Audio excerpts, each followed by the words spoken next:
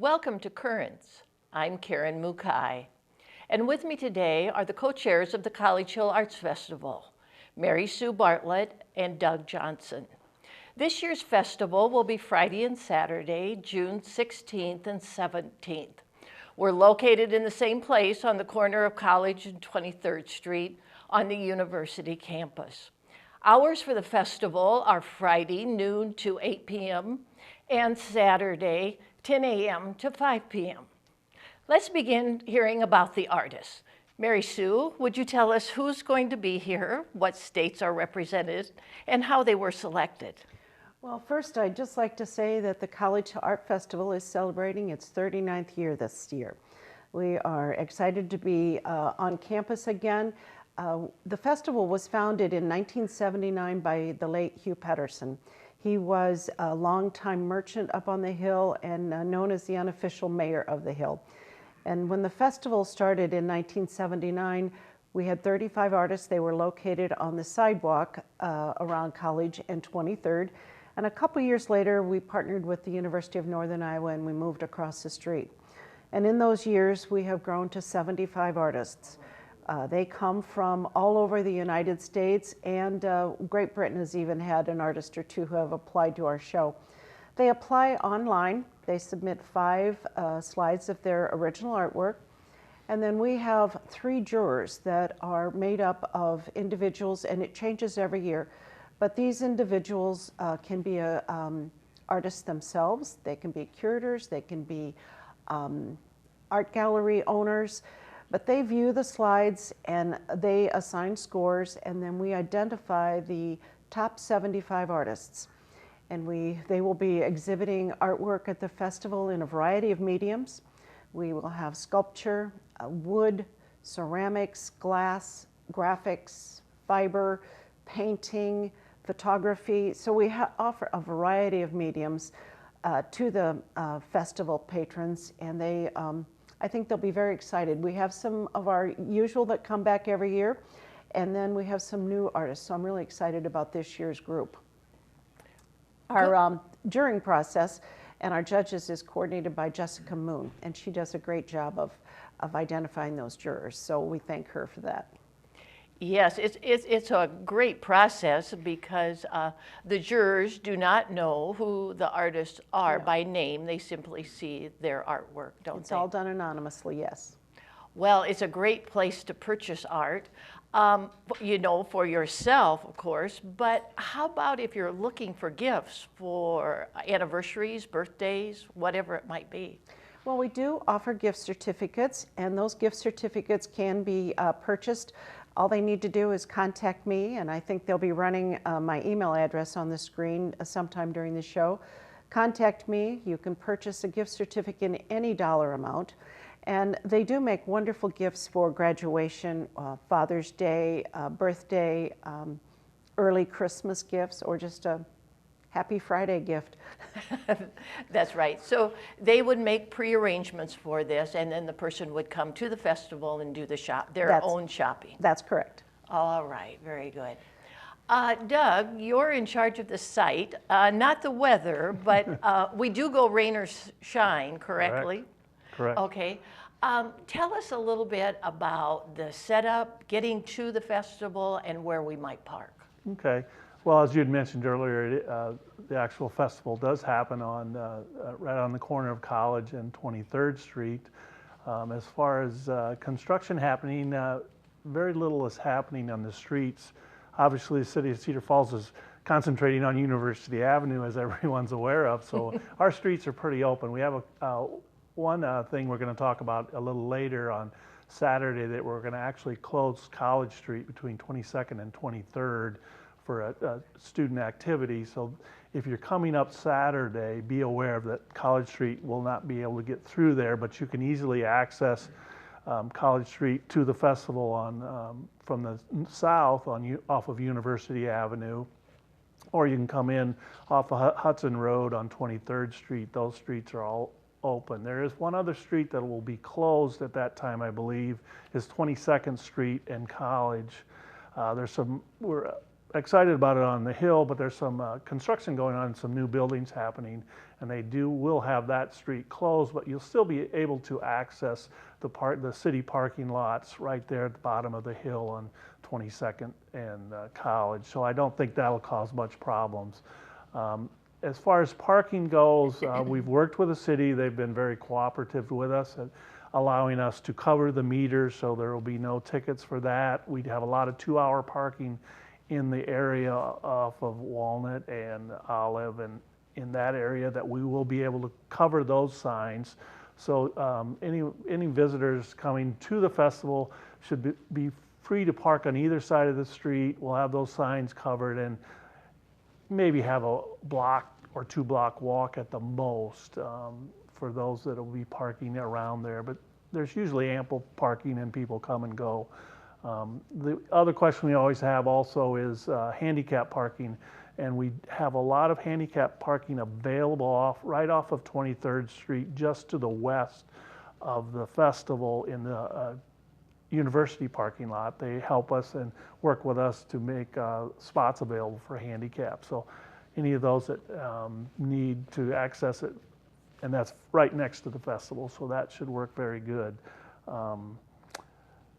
Covering the signs, and once again, we need to really emphasize that it is a free festival. You don't have to worry about getting a ticket in advance or paying at a gate or something, and we really worked hard at keeping it a free festival for those that want to come and look at the art and possibly purchase some art.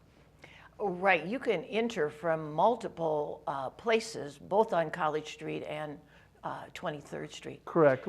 There's kind of 3 sidewalks around there that we put up some banners type of things that kind of show you entrances to those 3 areas, and there's actually a couple more that are more within the university, but it's very visible as you come up there where you can come in on the sidewalks. What about that parking ramp across from Bartlett? Is that going to be available to us? Do you know? Mary Sue, That's a university. University parking lot, and I know we have our artist park over there. Okay. I'm not sure that it would be available on Friday. Okay. But Saturday they could I'm sure could park there, and maybe we'll make sure with the university that that's okay. Okay. I would agree with that because the university is still in session. People are still working on campus, and so on Friday I would not say it would be available, but possibly on Saturday, yes. But there's ample street parking Yes. and city lots Yes, there's available. several city lots. As you said, you would only have to walk a couple blocks at the most. Right, correct. Okay, all right. Well, Mary Sue, we are a small festival compared to others around the United States, and we do several things to keep our artists and to entice them to come to College Hill. Would you like to share some of those with us? Oh, I would. The artists love to come to College Hill Arts Festival. They also love to come to our Cedar Valley community because we have such supportive community members and audience. One of the ways that we show our support, we give awards. And one of the most prestigious awards is the Founders Award. And that is given to one person in the honor of Hugh Pedersen. And that dollar amount is $750. We have a group of 3 community members, which changes every year.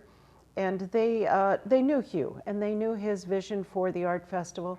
And so we think they really qualified to make a good choice for the Founders Award. So that $750 is given to one artist. Then we also have 4 Awards of Excellence sponsors. Those are Kathleen Porter, Mudd Advertising, First National Bank, and Martin Brothers. And those individuals and businesses each donate $500. And we have the jurors who chose the artists back in January.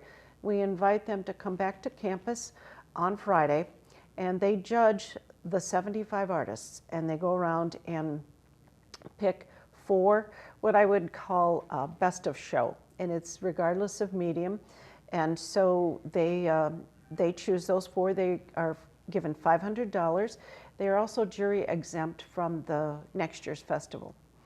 And then one of the more popular awards is, we're in our 5th year with that, and it's called the People's Choice Award. And so everyone that comes to the festival should come to the information booth. We'll have ballots there. You pick up a ballot, go around and view the art, purchase art if you'd like to, and you can vote for whoever you think is the best artist in the show. And that artist receives $250 cash. And they are thrilled to be chosen as People's Choice Award. It's been an extremely popular award. So those are some financial awards that the artists get, but we also do some wonderful things for our artists, and that's what really shows them how much we care about them. And so a couple of those things, we offer an artist hospitality house, and that is coordinated by Christy Marchesani. And it's air conditioned, it's housed in our honors cottage right on campus. And they can go up there and they can just take a short break, have a bagel or a cookie or some vegetables, water. And so they really enjoy that chance just to get away for a minute or two and relax. And while they do that, we also have Jerry and Lynn Spurgett who coordinate Artist Relief. So when those artists would like to take advantage of that artist hospitality house, Jerry and Lynn sit in their booth and give them a chance to take a break. And so that's really a neat thing for the artists to have. We also offer a complimentary buffet, which is sponsored by Financial Resource Associates, and we're very, very, very grateful to them for their continued support of the buffet and the art festival. And that buffet is on campus in Mocker Union after the festival closes. And it's an opportunity for the artists to mingle with our corporate sponsors, university administrators and officials, and just our valued supporters of the festival. And so those are just a couple of ways that we show them how much we care about them as artists and value them. And bed and breakfast, did you mention Yeah, that? I did not. I'm sorry. Thank you. That's one of the more unique features of the College Art Festival. We offer a complimentary bed and breakfast to the artist. So we pair them, if they're interested, we pair them with a local family or individual, and they can stay with that in that person's home. All we ask is a private bedroom and hopefully private bath. And it's just been a great opportunity for artists to really get to know community members and just strengthen that relationship. It is a good relationship, and the artists that are chosen to come back frequently stay with the same people year after year after year. They do, and they've really developed a great relationship. Yes. Say, Doug, one thing I just thought about with the site that we didn't mention that's very important: bathrooms, tornado shelters that are available to the Yes, public. Would you like to just mention that? Yeah, very quickly. The university allows us to use the building that's right next to us that houses the restrooms and would be our shelter in case of a severe weather that we would require everyone to retreat to that building. I believe it's Lang Hall is the building that we use for that. And once again, very happy with the university making that available to us and using that. And it's a 3-story brick building, so it's a very secure place in case of storms. Yes, and they keep it clean for us throughout the whole festival. They do an excellent job of keeping everything tidy as we use it those 2 days. One last thing before we go to break. Will the ambulance be up there again this year? It will not be up there this year. Not this year, okay. Not this year. Okay, So, very fine. but we have the police officers and people aware of the festival so they can respond very quickly if there's any need, and the University Public Safety is right there also. Yes, right. We have a good backup. Well, we're going to go to break, and we just want to remind you that the College Hill Arts Festival will be June 16th and 17th. That's a Friday and Saturday. You can see that right on the screen. And we'll talk about that artwork when we come back. Mark your calendars for the 39th Annual College Hill Arts Festival, June 16th and 17th. 75 talented artists fill the festival with their original artwork in multiple categories, including jewelry, sculpture, painting, ceramics, photography, glass, wood, and more. Enjoy musical groups, creative children activities, amazing food, no admission, and free parking. Come experience the 39th Annual College Hill Arts Festival, June 16th and 17th.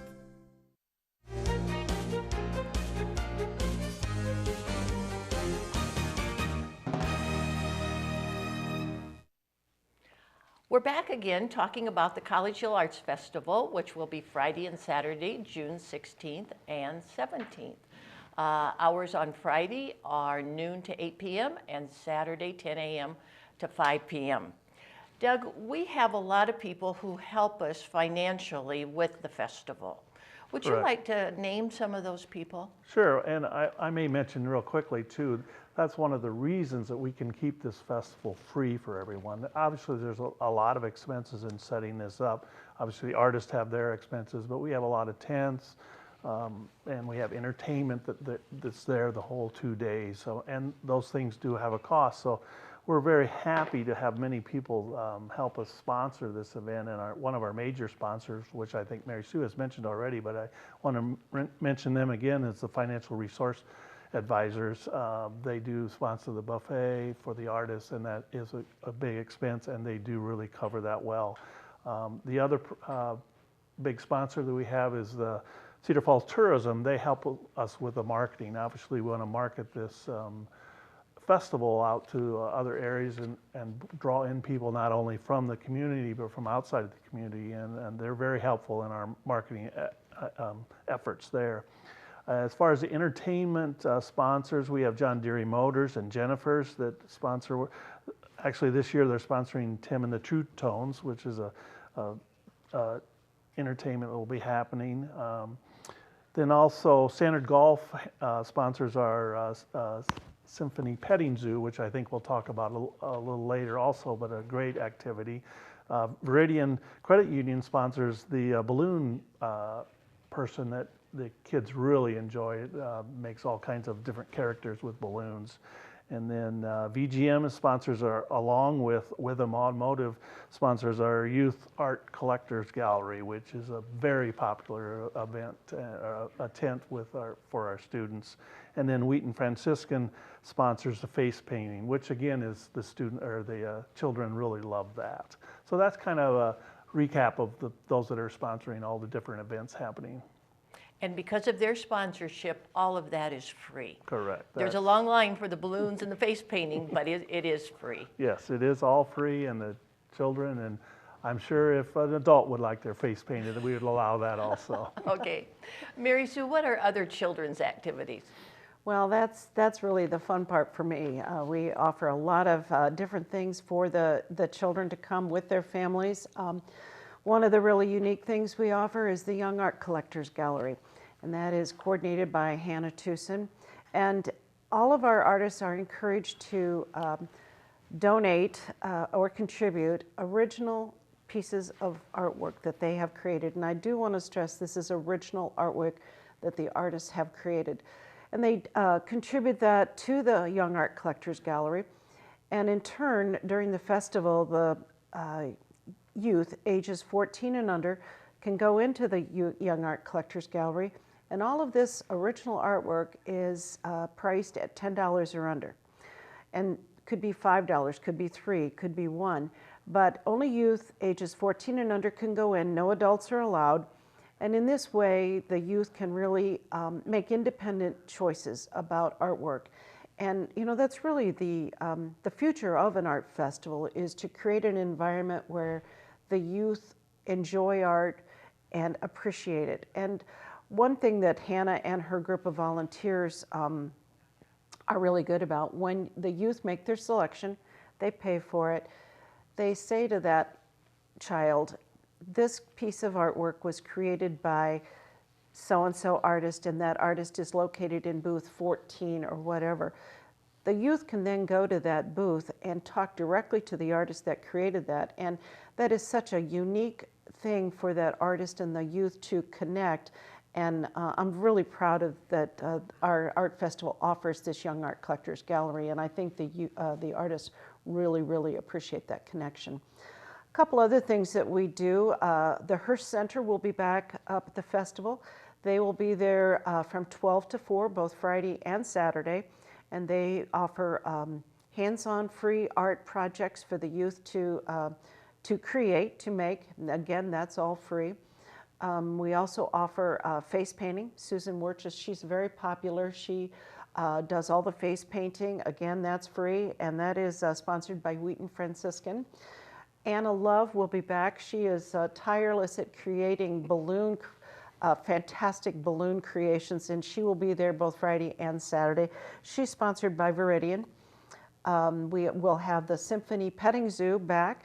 They will be open 10:30 to 2:30 on Friday, and I'm sorry, Friday, I misspoke. Friday 1 to 4, Saturday 10:30 to 2:30, and they're sponsored by Standard Golf. That's an opportunity for the youth to touch, hold, feel musical instruments, and really fosters an interest in performing artists. But one of the things we're doing this year that is really very exciting, and we've never done it before, we were contacted by Heidi Fuchman, who is the coordinator for the youth art team. And they approached us. They are a group of, the youth art team is a group of students ages 5 to 18 that will be creating a temporary street mural using chalk paint, which you can see on the screen now. And this youth art team is a group that this will be their 9th project since 2010. And they work in collaboration with other young area artists, and they will be creating 6 street murals this spring and summer. And one of the locations will be the College Art Festival. And so as Doug mentioned, College Street will be closed from 22nd to 23rd Street. This mural will be created on the on the street. The parking lot at the end at 22nd and College will still be open, I believe. So you will still be able to park there, even though College Street will be closed. But all of the youth that go to the art festival, all free. They can go, they can paint using this chalk paint, and they can help create this beautiful street mural. And I think it's going to be a great, great, great opportunity for our kids to participate in an interactive art project. So we're pretty excited to be partnering with Youth Art Team and Heidi Fuchman. So looking forward to that and all the fun activities we offer for the kids. We do have a lot of activities for the kids. We have music and tents for people who want to spend time listening to that music. Doug, what do we have to eat up there at the festival? Well, we always have to have a little food. That's human nature. And I have to thank Bette Peterson, who is our new coordinator for the food vendors.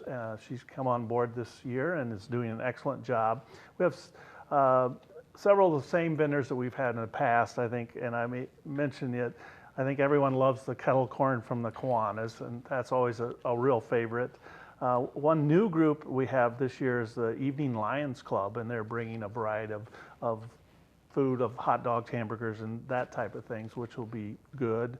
Uncle Zorba's, I think everyone's familiar with that. He has a Greek menu and Greek salad, and then another good item is the Italian ice. I think, as generally speaking, it's fairly warm this time of the year, and people like a little ice, and that's very flavorful.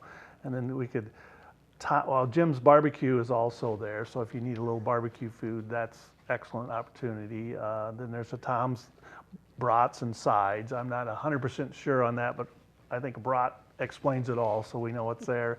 And then to top it all off, I think one of the real favorites also is the Friends of the Grout have pie and brownies and cookies and those type of things. And I know that is always a very busy line of people getting a little treat in the afternoon or evening or right after lunch. So that's kind of our menu for the food vendors. You know, we need to extend the festival another day so that I can eat all of that food that's there, because it's all very good. Yes. And it's very enjoyable.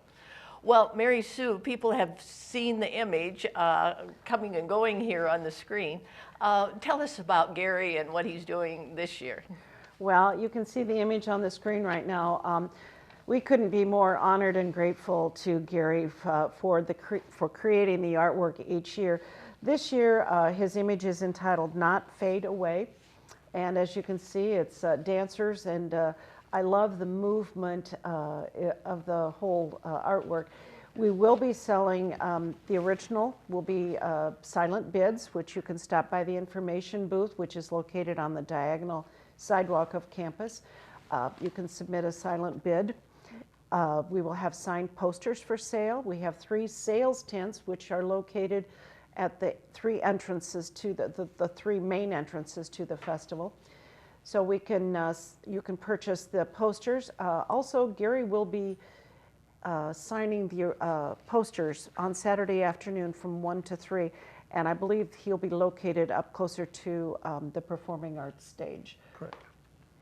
So we talked, that's good to know. We talked earlier about gift certificates for artwork, but people could purchase t-shirts or a signed poster. But if they want to find out more about gift certificates, they don't use those gift certificates though for the posters, do they?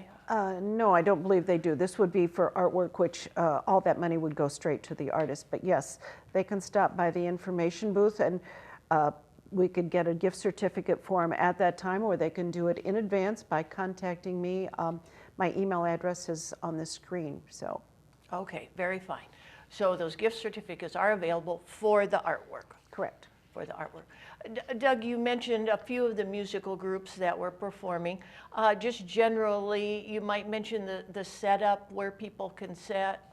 Yeah, we do set the performing stage on the southern part of where the festival is, in an open area.